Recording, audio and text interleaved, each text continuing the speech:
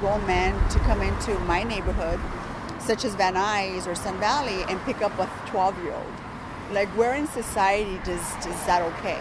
No kid who's 12 years old wants to be out here selling her body for sex. Arresting this girl isn't going to do anything to change her circumstances.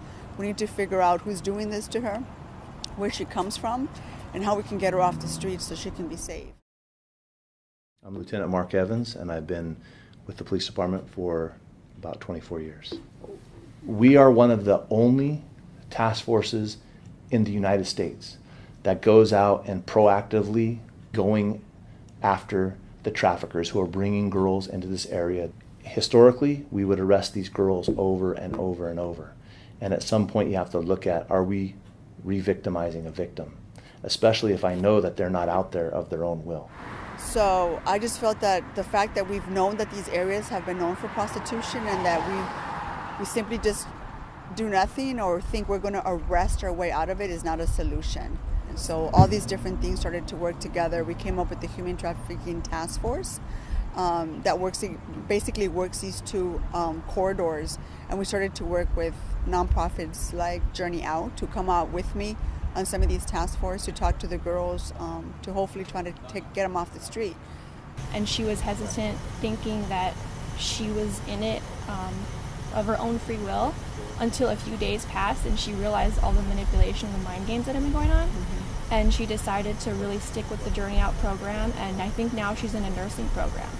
And she's doing really well. She has not come back to this life whatsoever. So when you have like the funding and the ability and the people to do this stuff, right, it gets done. Nury has supported the task force specifically in so many ways. She's helped get funding, which allows us to bring in a massive amount of resources to address the problem and clean up Sepulveda corridor and also Lankershim corridor. She's been very instrumental in helping influence the formation of other human trafficking task forces in other bureaus. My name is Lieutenant Dave Bachman. I oversee the Human Trafficking Unit for South Bureau. My job running our Human Trafficking Task Force is a small unit of highly trained individuals that main focus is to target pimps that are either trafficking girls or operating girls in South Central LA. So what drew me to this task force is the major problem that we have up and down the Figueroa and Western corridor. It's a huge problem to our citizens. You know, we're talking children walking down the street observing this type of activity. We have girls out here that's like 40, 50 degrees outside in the middle of the night, and they're out here in their underwear and bras. They don't choose to do that, they're made to do that. We're bringing a little more awareness in the neighborhoods as far as how this game is played. So I've always known that these two areas were known for prostitution. What I couldn't believe when I first came into office, I couldn't believe the age of the women. And we're talking about exploiting kids. We're really talking about people who are pedophiles and people who are child molesters, if this is what you're coming in here and doing in these communities. I think people want to believe that these girls come from other countries or that they're trafficked here through Central America and Mexico or Southeast Asia.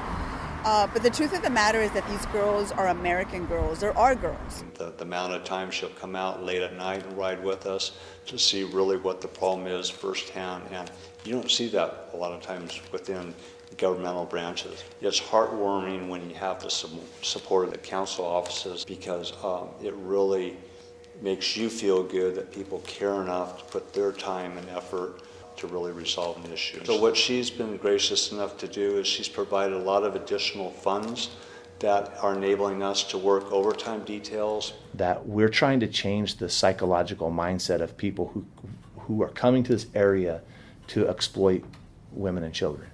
When you actually rescue someone from the grips of a trafficker, or when you go and testify in court and the victim sees you and her mom says, "Do you remember who this is?" And the victim says, "Yeah, it's my hero." That's pretty rewarding, because you don't hear that as an officer almost ever. Just unbelievable how a human can be subjected to torture and threats and beatings and drugging them.